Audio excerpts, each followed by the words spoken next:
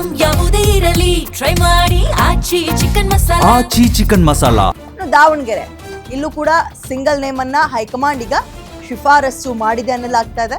ಸುರ್ಜೇವಾಲಾ ಸಭೆಯಲ್ಲಿ ಮುಸ್ಲಿಂ ಸಮುದಾಯದ ಮುಖಂಡರು ಟಿಕೆಟ್ ಬೇಡಿಕೆಯನ್ನ ಇಟ್ಟಿದ್ರು. ಅವರೇ 2-3 ಜನ ರೇಸ್ನಲ್ಲಿದ್ರು. ಆದ್ರೆ ಚುನಾವಣಾ ವೀಕ್ಷಕರಿಂದ ಸಮರ್ಥ ಪರವಾಗಿ ಬ್ಯಾಟಿಂಗ್ ಆಗಿದೆ ಶಾಮನೂರು ಕುಟುಂಬಕ್ಕೆ.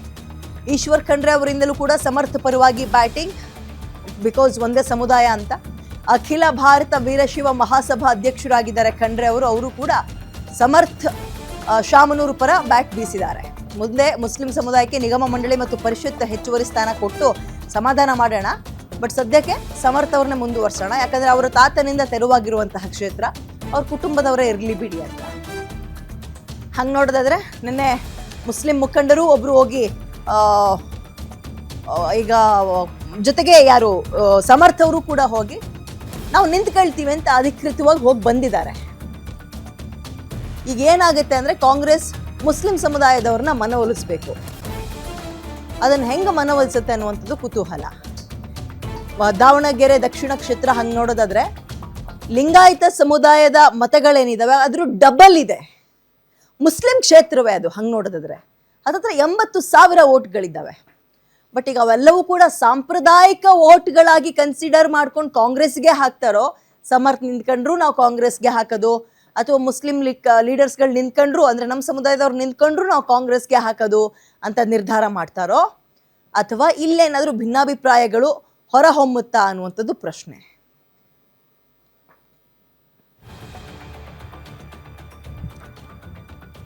ಸೊ ಇದಿಷ್ಟು ಸದ್ಯ ಬಾಗಲಕೋಟೆ ಮತ್ತು ದಾವಣಗೆರೆ ದಕ್ಷಿಣ ಭಾಗದಲ್ಲಿ ಕಾಂಗ್ರೆಸ್ನಲ್ಲಿ ಟಿಕೆಟ್ ಕೊಡಬೇಕು ಅಥವಾ ಯಾರಿಗೆ ಕೊಡಬೇಕು ಅನ್ನುವ ಕಿತ್ತಾಟ ನಡೀತಾ ಇತ್ತಲ್ಲ, ಅದಕ್ಕೆ ಸಂಬಂಧಪಟ್ಟಂತಹ ಅಪ್ಡೇಟ್. ದಾವಣಗೆರೆ ದಕ್ಷಿಣ ಭಾಗ ಅಂತ ನೋಡಿದಾಗ ಅಲ್ಪಸಂಖ್ಯಾತರಲ್ಲಿ ಮುಸ್ಲಿಂ ಸಮುದಾಯ ಹೆಚ್ಚಿನ ಮತಗಳಿರುವಂತಹ ಕ್ಷೇತ್ರ. ಆ್ಯಂಡ್ ಅದು ಶಾಮನೂರು ಶಿವಶಂಕರಪ್ಪರವರು ಬದುಕಿದ್ದಾಗಲೂ ಹಲವು ಸಲ ಅದನ್ನು ಪ್ರಸ್ತಾಪ ಮಾಡಿದ್ದಾರೆ.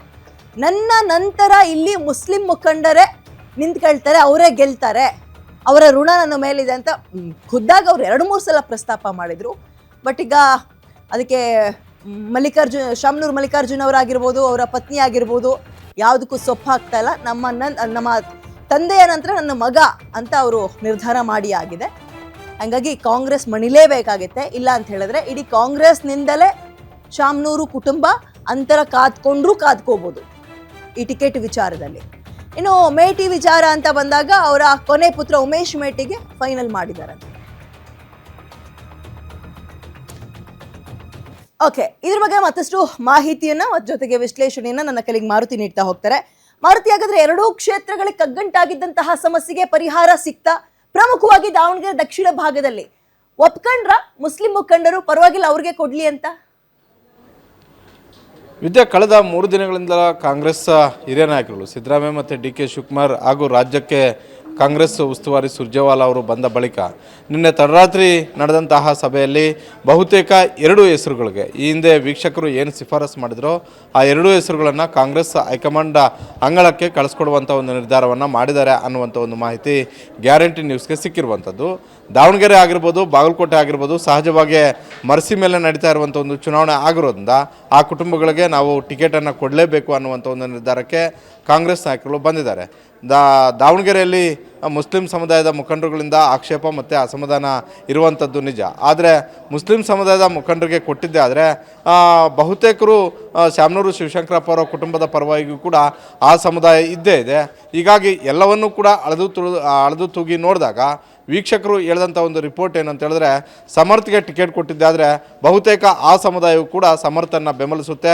ಯಾವುದೇ ಕಾರಣಕ್ಕೂ ದಾವಣಗೆರೆ ಆಗಿರ್ಬೋದು, ಬಾಗಲಕೋಟೆ ಆಗಿರ್ಬೋದು, ಈಗ ನಡೀತಾ ಇರುವಂತಹ ಬೈ ಎಲೆಕ್ಷನಲ್ಲಿ ಮುಸ್ಲಿಂ ಸಮುದಾಯಕ್ಕೆ ಬೇರೆ ಆಪ್ಷನ್ ಇಲ್ಲ, ಕಾಂಗ್ರೆಸ್ಗೆ ಮತದಾನವನ್ನು ಮಾಡ್ತಾರೆ. ಆದರೆ ಇದರಿಂದ ಆಗುವಂತಹ ರಾಜಕೀಯ ನಷ್ಟವನ್ನು ಆ ಸಮುದಾಯಕ್ಕೆ ಯಾವ ರೀತಿಯಾಗಿ ಸರಿದೂಗಿಸಬೇಕು ಅನ್ನುವಂಥ ಒಂದು ಚರ್ಚೆಯು ಕೂಡ ನಿನ್ನೆ ನಡೆದಂಥ ಒಂದು ಸಭೆಯಲ್ಲಿ ಆಗಿದೆ. ಹೀಗಾಗಿ ಜಮೀರ್ ಅಹಮದ್ ಖಾನ್ ಆಗಿರ್ಬೋದು, ಸಲೀಂ ಅಹಮದ್ ಆಗಿರ್ಬೋದು, ತನ್ವೀರ್ ಸೇಠ್, ರಿಜ್ವಾನ್ ಅರ್ಷದ್ ಅವರು ಹಲವು ಬಾರಿ ಒತ್ತಡ ಹಾಕಿದ್ರೂ ಕೂಡ ತಮ್ಮ ಸಮುದಾಯವನ್ನು ನಾವು ಪರಿಗಣಿಸ್ತೀವಿ, ಆದರೆ ಸದ್ಯಕ್ಕೆ ಈಗ ಸಮರ್ಥ ಅವ್ರಿಗೆ ಟಿಕೆಟ್ ಕೊಡೋಣ ಅನ್ನುವಂಥ ಒಂದು ನಿರ್ಧಾರಕ್ಕೆ ಬಂದಿದ್ದಾರೆ ಅನ್ನುವಂಥ ಒಂದು ಮಾಹಿತಿ ಸಿಕ್ಕಿರುವಂಥದ್ದು. ಹೀಗಾಗಿ ಬಹುತೇಕ ಇವತ್ತು ಸಂಜೆ ಡೌಟ್, ಯಾಕಂತ ಹೇಳಿದ್ರೆ ರಂಜಾನ್ ಹಬ್ಬ ಇದೆ. ಹೀಗಾಗಿ ಕಾಂಗ್ರೆಸ್ ಇವತ್ತು ಟಿಕೆಟ್ ಘೋಷಣೆ ಮಾಡುತ್ತೆ ಅಂತ ಹೇಳೋದಕ್ಕೆ ಆಗೋದಿಲ್ಲ. ನಾಳೆ ಬಹುತೇಕ 2 ಹೆಸರುಗಳು ಕೂಡ ಫೈನಲ್ ಘೋಷಣೆ ಆಗ್ತವೆ.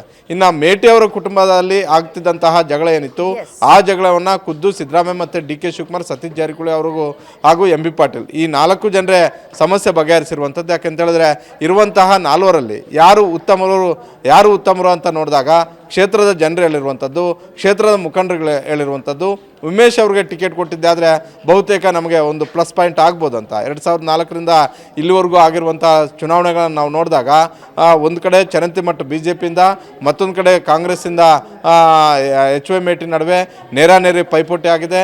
ಯಾರೇ ಗೆದ್ದರೂ ಕೂಡ 10,000, 15,000, 6,000.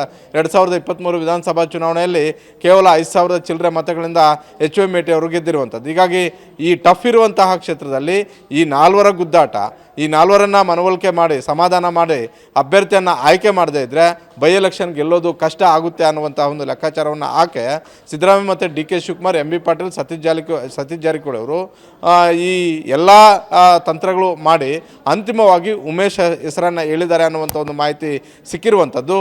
ಇದಕ್ಕೂ ಮೊದಲು ಅತ್ಯಂತ ಕಿರಿಯ ಆಗಿದ್ದರೂ ಕೂಡ ಉಮೇಶ್ ಅವರ ಸ್ಟ್ರಾಟಜಿನೂ ಕೂಡ ಚೆನ್ನಾಗಿದೆ. 3 ಮಾಡಿದ್ದನ್ನು ಮಾಡಲಿಲ್ಲ. ಅವರೇನು ಮಾಡಿದ್ರು, ಸುರ್ಜೇವಾಲಾ, ವೇಣುಗೋಪಾಲ್ ಹಾಗೂ ಸಿದ್ದರಾಮಯ್ಯ, ಡಿ ಕೆ ಶಿವಕುಮಾರ್ ಸೇರಿದಂತೆ ಕಾಂಗ್ರೆಸ್ ಹೈಕಮಾಂಡ್ಗೆ ತಮ್ಮ ಪರವಾಗಿ ತಮ್ಮ ಕ್ಷೇತ್ರದ 4 ಹೋಬಳಿಗಳಲ್ಲೂ ಕೂಡ ಸುಮಾರು 40,000 ಮತದಾರರ ಸಹಿ ಸಂಗ್ರಹವನ್ನು ಮಾಡಿಕೊಂಡು ಆ ಪಟ್ಟಿಯನ್ನು ಕಳಿಸ್ಕೊಟ್ಟಿದ್ದಾರೆ. ಇದು ಕೂಡ ಒಂದು ರೀತಿ ಪ್ಲಸ್ ಪಾಯಿಂಟ್. ಜೊತೆಗೆ ವೀಕ್ಷಕರ ತಂಡ ಕೊಟ್ಟಂತಹ ರಿಪೋರ್ಟು ಒಂದು ಪ್ಲಸ್ ಪಾಯಿಂಟ್. ಜೊತೆಗೆ ಬಯಕ್ಕ ಮೇಟಿ ಮತ್ತು ಮಲ್ಲಿಕಾರ್ಜುನ ಮೇಟಿ ಅವರ ಪರವಾಗಿ ಹಿಂದೆ ಮೇಟಿ ಅವರ ಜೊತೆ ಕೆಲಸ ಮಾಡ್ತಿದ್ದಂತಹ ಅವರ PA ಒಳಬಸು ಶೆಟ್ಟರು ಪರವಾಗಿದ್ದರಿಂದ ಅವರನ್ನು ವಿರೋಧ ಮಾಡ್ತಿದ್ದಂಥ ಒಂದು ಟೀಮು ಕೂಡ ಉಮೇಶ್ ಅವ್ರಿಗೆ ಟಿಕೆಟ್ ಕೊಡಲಿ ಅನ್ನುವಂತಹ ಒಂದು ಒತ್ತಾಯವನ್ನು ಮಾಡ್ತು. ಹೀಗಾಗಿ ಉಮೇಶ್ ಅವ್ರಿಗೆ ಟಿಕೆಟ್ ಕೊಡ್ತೀವಿ, ನೀವು 3 ಕೂಡ ಇದ್ದು ಗೆಲ್ಲಿಸ್ಕೊಂಡು ಬರಬೇಕು ಅನ್ನುವಂಥ ಒಂದು ಟಾಸ್ಕನ್ನು ಸಿದ್ದರಾಮಯ್ಯ ಮತ್ತು ಡಿ ಕೆ ಶಿವಕುಮಾರ್ ಇಬ್ಬರು ಕೂಡ ಕೊಟ್ಟಿದ್ದಾರೆ ಅನ್ನುವಂಥ ಒಂದು ಮಾಹಿತಿ ಸಿಕ್ಕಿರುವಂಥದ್ದು. ಹೀಗಾಗಿ ಬಾಗಲಕೋಟೆ ಮತ್ತು ದಾವಣಗೆರೆಯಲ್ಲಿ ಕಾಂಗ್ರೆಸ್ ಅಭ್ಯರ್ಥಿ ನಮ್ಮ ಗ್ಯಾರಂಟಿ ನ್ಯೂಸಲ್ಲಿ ಏನು ಹೋಗ್ತಾ ಇದೆ, ಈ 2 ಹೆಸರುಗಳು ಕೂಡ ಫೈನಲ್ ಆಗೋದ್ರಲ್ಲಿ ಯಾವುದೇ ಅನುಮಾನ ಇಲ್ಲ. ವಿದ್ಯಾ, ಥ್ಯಾಂಕ್ ಯು ಮಾರುತಿ, ಡೀಟೇಲ್ಸ್.